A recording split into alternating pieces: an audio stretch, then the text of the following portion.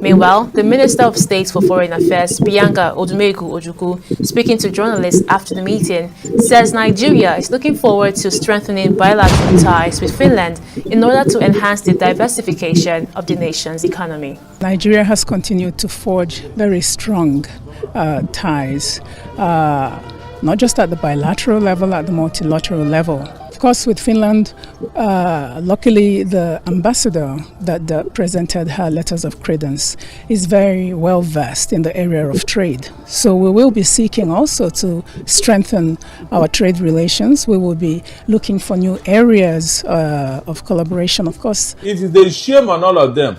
Northern leaders, it is a very big shame on all of you who are calling IPOB a terrorist organization. Meanwhile, your children are the real terrorists. Yes, they are the one. At least Shegumi told us that those bandits are their boys. They are their boys. Depending on your time zone and location. Chibono Anyanozo, latest update concerning this invitation Nigerian government in the Finnish ambassador to Nigeria in Abuja. Bianca OJUKU, the Minister of Foreign Affairs, Apotago Webia drop her own updates. Webia Kuonko, some of the speech she made. And also watch this video of this other man and play one here. The reason why I'm bringing these two videos is because of the level of injustice that is operating in this country. So I want you guys to settle down. Couldn't differentiate it by yourself after watching the full video. Okay, this man only forever now. This man, but the courage when they guard the Nigerian government the truth to their face, direct, without any fear. Oh, this spirit kind of show from when you're a true Biafran Igbo man.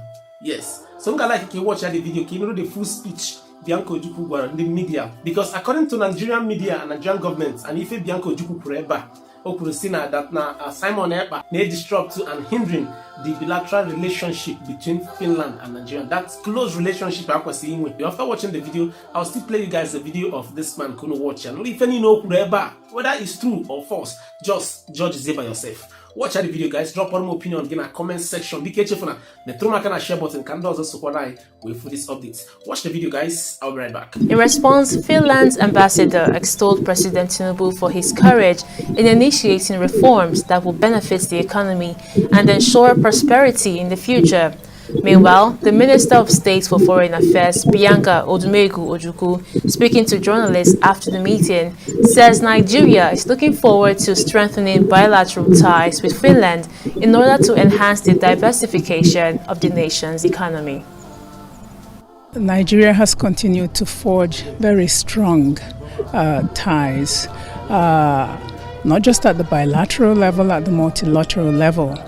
We continue to work together to foster an era for Nigeria, certainly, of economic prosperity in a rapidly changing world and with rapidly changing dynamics.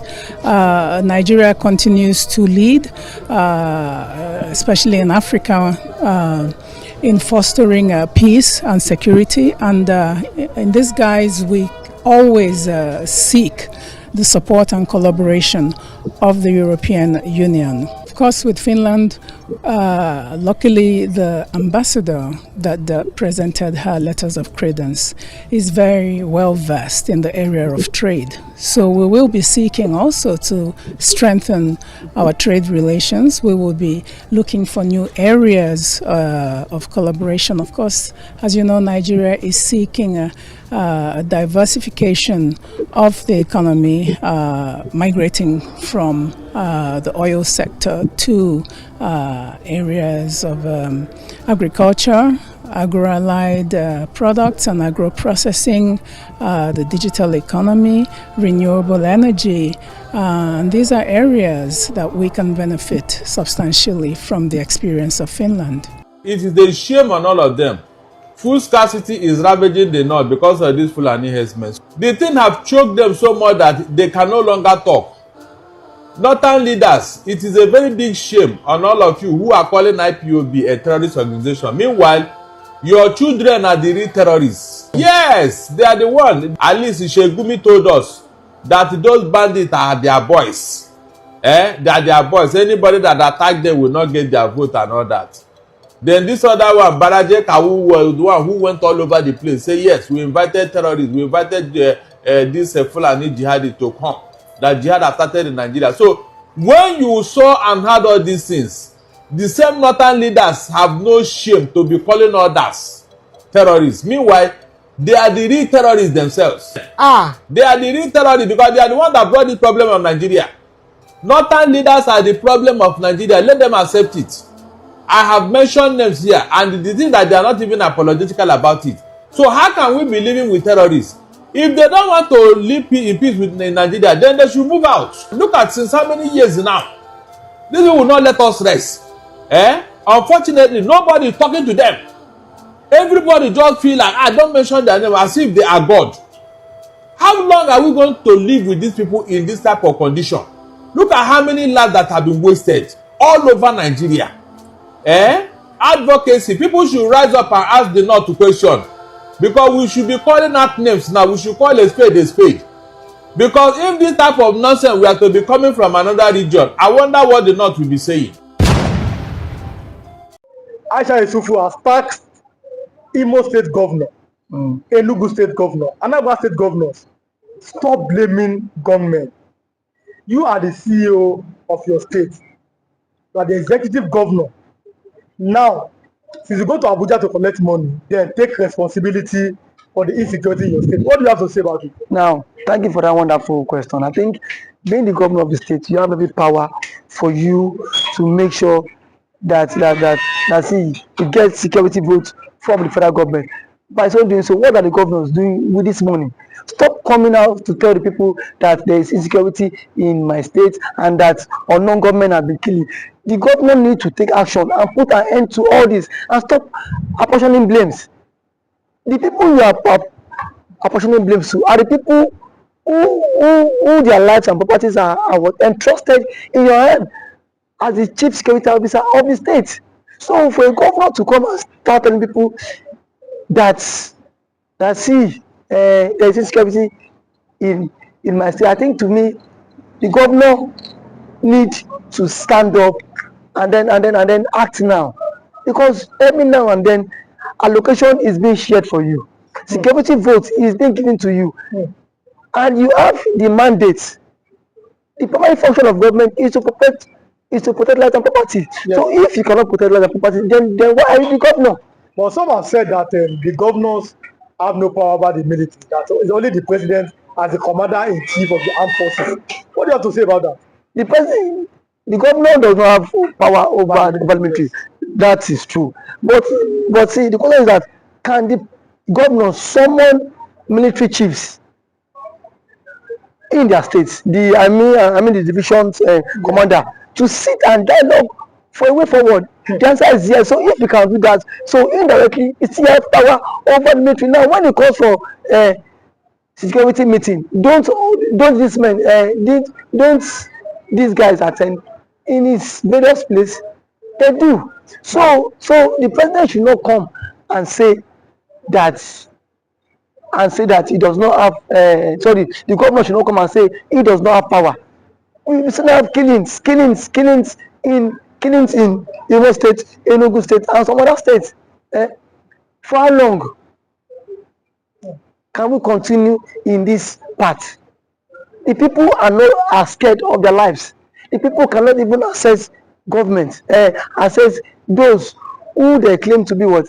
Electorate. We cannot access people that give us the mandate. So how long can they continue like this? So I think the government of these states on their own, they need to up their games. You must up your games as a governor if you don't want to be sacked come 2027. But there's always been this fear that the votes of Nigerians does not count, and that is why our elected officials are acting this week. That as soon as our vote is counting, they will sit up knowing that if I don't perform, no second term for me. You agree with that statement? Our vote does not count. I cannot say if our vote count or not, because I have not conducted any election. So what I'm to say is that people have lost confidence in the INEC, in the power. The reason why they've lost you've lost confidence because so many persons have seen the case of Hope Uzodinma when he but reason best the The court court, well, knows why he Yeah, not the court, yeah. had to give it to him. But someone who came forth in the election was uplifted, and then he came forth. So the court cited some reasons Yes, which Ojukwu became the governor. Reason best known to them. to them. I am not in a position Yes. to speak for the court. But one thing is that INEC need to be the trust of Nigerians again. You saw what happened in last election. Yes. As allegedly reports that results were changed in the RF portal. So I don't know how true that allegation is, but see, it has been going viral. So these are things INEC need to repose that confidence in the average Nigerian, and for the governors too. How much is being given to you on a monthly basis? If you get money on a monthly basis, then why don't you make sure that these people who gave you the mandate to protect them, you can as well protect them too? Because the people cannot always be one-sided every time. The people need to benefit from dividends of democracy. And when they have to benefit from the dividends of democracy, is by what? By inclusive governance. The people need to feel the government impact. Not every time you come on here and say on government has attacked the people, you come and start creating fear. These governments are even creating fear in the life of the ordinary man. We've seen the governor of Enugu State who has declared that Monday is no longer a sit-at-home in Enugu State. When people are saying that, you are seeing that as because the governor. Can you come and secure our lives? I mean, the other people, because you see this sit-at-home every Monday. Some are doing it maybe out of respect for nnamdikanu, but some are doing it out of fear. It is two ways. People are telling the governor, please find a way to secure. Our police cannot be everywhere. What do you think? Because sit at home every Monday, it might be affecting the economic activities in the southeast. What do you think that the governor can do, or the governors in the southeast can do? Thank you for that one. I think sit at home every Monday is a commensurate to honor the Mazi nnamdikanu, who has been in incarceration for 4 years now and still counting. But what I want to say is that when there is a conflict in the land, the president himself needs to address this issue of Kanu. Let Kanu issue be settled out of court. If what Kanu is the son of the president, as a son, you can go, you can have a different view or different ideology and philosophy from what your father had. But why can't you, as a father, have you reached out to Kanu himself? And what I felt that the president ought to have done was, why Kanu was in decision, go and meet, let them bring Kanu to you, DSS. Sit down with Kanu, have a round table discussion with him. But do you think that's possible? Because we saw Buhari could not freedom. Buhari is different. See, So, these are two different people. Yes. If you want the security apparatus cannot be everywhere, and these guys are what? Overstretched. Yes. These guys are also overstretched. So the president is the father of the nation. Yes. Since the president is the father of the nation, he should at least reach out to this guy, even to the Ohaneze Igbo. Whenever he will want to invite some Igbo politicians and some Igbo stakeholders to sit on a round table and discuss with Kanu. You have conditions, give him your conditions. Send it to him.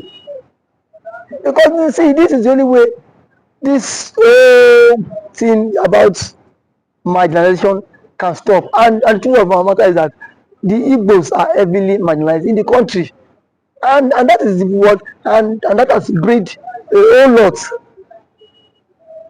But do you think that giving them an opportunity, or yes, that's an opportunity, or finding a way, a consensus in 1999, Nigeria had a consensus on making a Yoruba man a president. In 2007, Nigeria had another consensus to make another man to be president.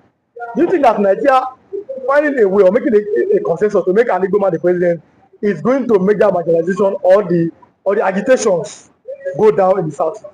Making an Igbo man be the president would at least work to some extent. It will help this issue of marginalization reduce a very long way, because if the Igbo man is the president, Peter Obi, you will not watch Peter Obi allowing nnamdikanu to languish in detention, even if, because yes, that is his brother from his tribe. They are from same tribe. No, so why was Senegbo released? It was let's go. Yes. So to some extent, it will help a long way. And as an Igbo man, he will speak in the language that the Igbos. Now I am one of the sons. Yes. You don't have any right to agitate. Yes. So that will help them. It will go a very long way for them too. So I'm letting you go. I think we have like 1 minute. Okay. Now, Southeastern Governors Forum. What should be their next step? Southeastern Governors Forum should at least make moves to meet with the presidents. Yes. To put an end to all this. That is the only way. Because if there's no end to all this, all we hear is killing. And then we are not in support of all this killing. It is not good for the future of the country. It's not good for the future of the country. Okay, thanks for coming. Thank you for having me.